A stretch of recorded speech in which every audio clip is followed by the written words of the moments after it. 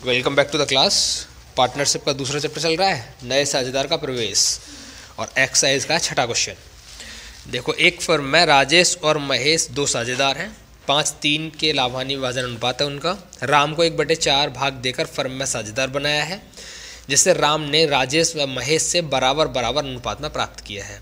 तीनों साझेदार का नया लाभानी अनुपात ज्ञात कीजिए। क्वेश्चन नंबर 5 के जैसा एकदम ये बराबर बराबर को प्राप्त करने की बात कर रहा है। तो कुछ तो वैल्यू पहले से हमको गिवन है। ओल्ड पार्टनर दे रखे हैं हमको, कौन कौन है? महेश और राजेश, राजेश और महेश, राजेश महेश। रेशो कितना? 3:2। और न्यू पार्टनर कौन है? रेशो 5:3। न्यू पार्टनर है राम। कितने हिस्से के लिए आ रहा है? 1/4। बराबर बराबर प्राप्त करेगा तो यहाँ लिखेंगे हम calculation of new P&L ratio.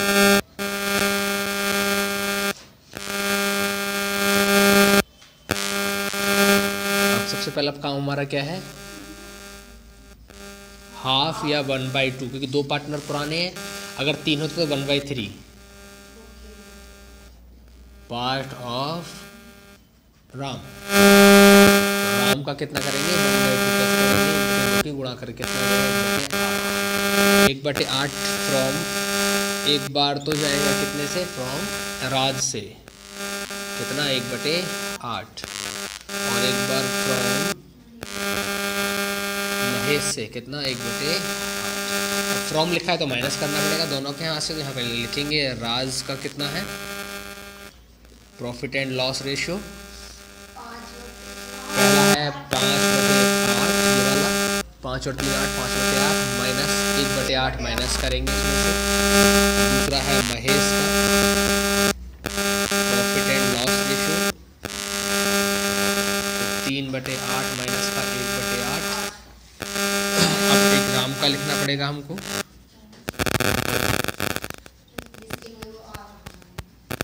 1/4 solve करेंगे, माइनस बीच में लगा है तो दोनों का मल्टीप्लाई करेंगे। एक बात याद रखनी है आपको हमेशा कि अगर नीचे वैल्यू सेम है दोनों, मतलब 8 8, 10 10, 12 12, 14 14 ऐसे कुछ सेम दे रखा है, तो आप इसको सेम ही लिख सकते हो इधर। और नीचे अगर सेम लिखा है तो ऊपर वाले को भी सेम ही लिखना है। फिर ऐसे अगर बीच में प्लस लगाया तो प्लस लगा दो, माइनस लगाया तो माइनस लगा दो। ये भी करने का एक तरीका है, ठीक है। तो मैंने यहाँ माइनस लगा दिया। इधर फिर से देखो दोनों वैल्यू सेम है। 8 ऊपर कितना सेम ही रखना पड़ेगा? 3 1, तो कितना आ जाएगा ये वाला? 4/8।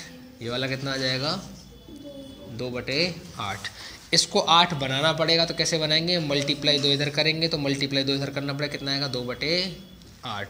तो रेशो कितना बन जाएगा? 4:2 या तो आप इस रेशो को मानो या फिर 2 से भाग लगा। 2 1 कम 2, 2 1 कम 2, 2 दूनी 4, ऐसे कर सकते हो।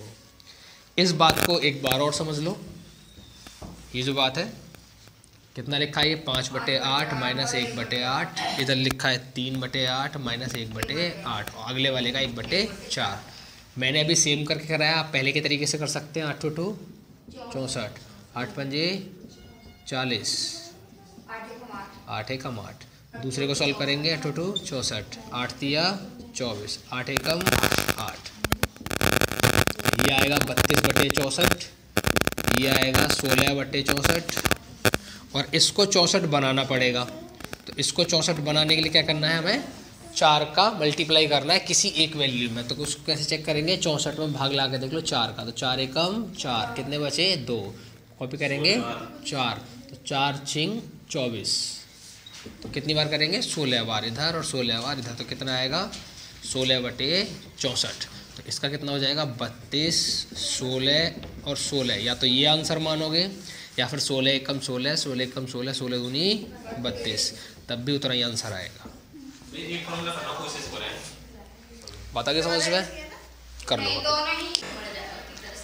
एक्स तथा वाई एक फर्म में साझेदार है और उनका लाभ हानि विभाजन अनुपात 2:1 का है। 1 जनवरी 2010 को उन्होंने जेड को 1/4 लाभ हानि के लिए फर्म में सम्मिलित किया है। फर्म के सभी साझेदार का नया लाभान्य विवरण अनुपात ज्ञात कीजिए, विभाजन अनुपात ज्ञात कीजिए। यदि Z अपने लाभ का हिस्सा पुराने साझेदार से निम्न प्रकार प्राप्त करता है, दो कंडीशन है, ऐसे 3/16 X से तथा 1/16 Y से, दूसरा दे रखा है इसने X तथा Y से पुराने अनुपात में। ओके, देखो क्वेश्चन नंबर 7, कुछ वैल्यू पहले से गिवन है, ओल्ड पार्टनर है, कौन कौन ओल्ड पार्टनर है, X और Y, और 2:1 का अनुपात है, X Y और इनका रेशो है 2:1 का।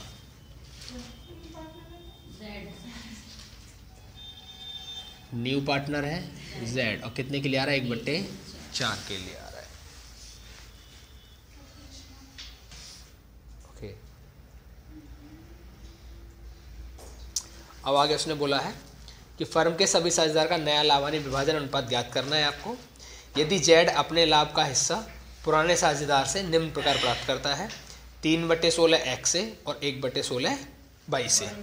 तो इसमें कंडीशन फर्स्ट है, फ्रॉम X बराबर 3/16 और फ्रॉम Y बराबर 1/16। इसके बाद बी कंडीशन है X तथा Y से पुराने अनुपात में। From X and Y to old ratio, पुराने अनुपात में प्राप्त करेगा यहां से। ठीक है, अब देखो कैलकुलेशन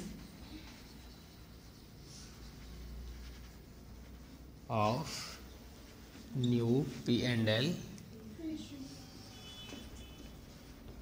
रेशो। पहला वाला हम सॉल्व करेंगे, केस फर्स्ट है ए वाला। अब कह रहा है कि X से इतना सॉल्व किया, Y से इतना लिया उसने, 3/16 और 1/16, तो सीधा सीधा हम रख देंगे यहाँ पे। तो X न्यू P&L रेशो, पुराना रेशो कितना है X का, 2/3, कितना जाएगा इसमें से, 3/16। Y का लिखेंगे न्यू P&L रेशो 1/3 माइनस 1/16, और Z का लिखेंगे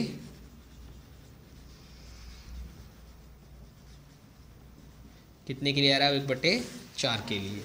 इनको करेंगे सॉल्व, 16 × 48, 16 दूनी 32, 3 × 9, इसको सब करेंगे 16 × 48, 16 एकम 16, 3 एकम 3, 32 में से 9 जाएंगे, कितने बचेंगे,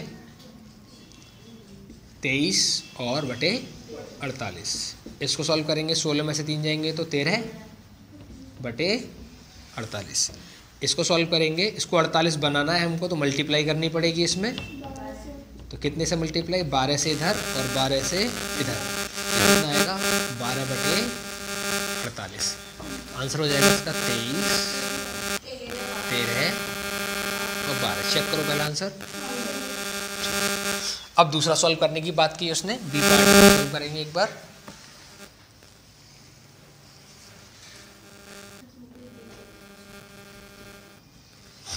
बी पार्ट में क्या है कि ओल्ड रेशो में प्राप्त करेगा वो दोनों से।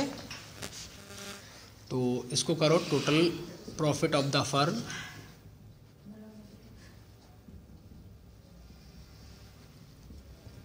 एक बार सेंटेंस को फिर से पढ़ो जरा, क्या बोला उसने, यदि Z अपने लाभ का हिस्सा पुराने साझेदार से निम्न प्रकार प्राप्त करता है, पहला सॉल्व होगा, दूसरा लिखा है X तथा Y के पुराने अनुपात में, X तथा Y के पुराने अनुपात में क्या करता है वो, कि न्यू जो पार्टनर है Z 1/4 जो हिस्सा है वो पुराने साझेदारों से प्राप्त करेगा, लेकिन पुराने अनुपात में। तो कहने का मतलब है 1/4 एक बार तो प्राप्त करता है ये फ्रॉम X से, और एक बार प्राप्त करता है फ्रॉम Y से, लेकिन पुराने अनुपात में। पुराना अनुपात कितना है इनका, 2 और 1 का। तो इससे प्राप्त करेगा 2 के अनुपात में और इससे प्राप्त करेगा 1 के अनुपात में। तो इसको हम सॉल्व करेंगे तो कैसे करेंगे भाई, 1/4 का 2 और 1 3, तो 2/3 तो इससे प्राप्त कर लेगा और इधर 1/4 का 1/3 इससे प्राप्त करेगा। सॉल्व करेंगे कितना आएगा, 2/12 इससे प्राप्त करेगा और 1/12 इससे प्राप्त करेगा। बात आगे समझ में आता, ऐसे उसने कुछ बोला है। चलिए अब इसको सॉल्व करेंगे हम। X new profit and loss ratio कैसे निकालेंगे, इसका कितना था 2/3 माइनस कितना आएगा 2/12। इसके बाद बाई का कैसे निकालेंगे,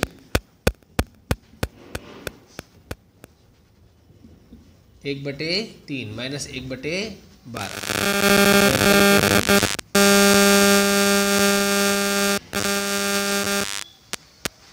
कितने के लिए आ रहा है, 1/4 के लिए। सॉल्व करेंगे इसको, 12 तिया 36, 12 दूनी 24, 3 दूनी 6, कितना बचेगा 18/36।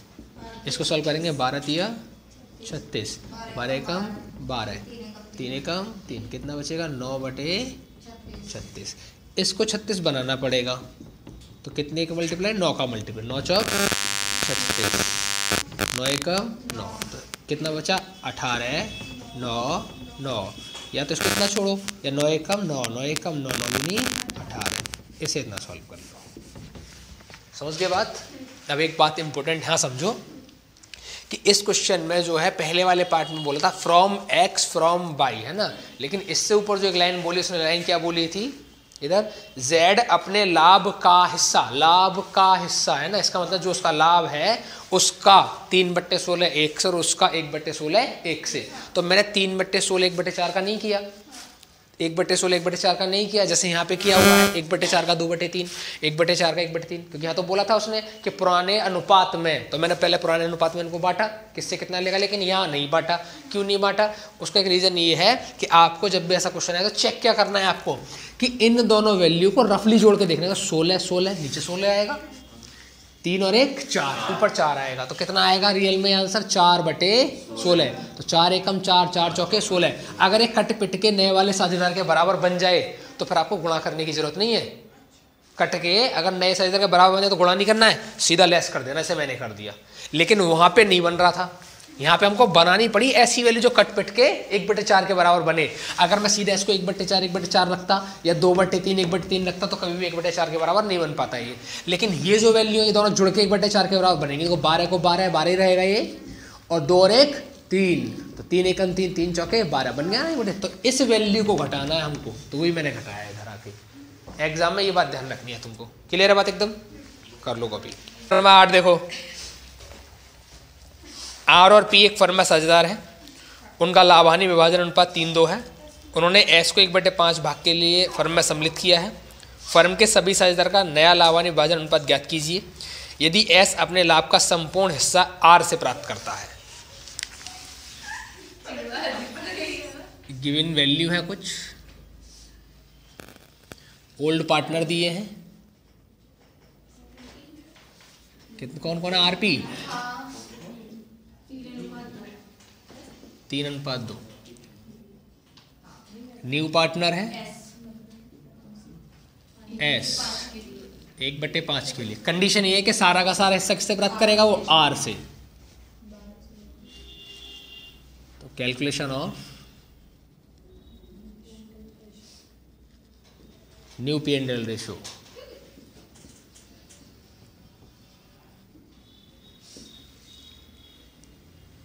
देखो लिखेंगे यहाँ पे आर न्यू P&L रेशो 3/5, सारा हिस्सा इसी प्राप्त करेगा तो 1/5 चला जाएगा इसके यहाँ से।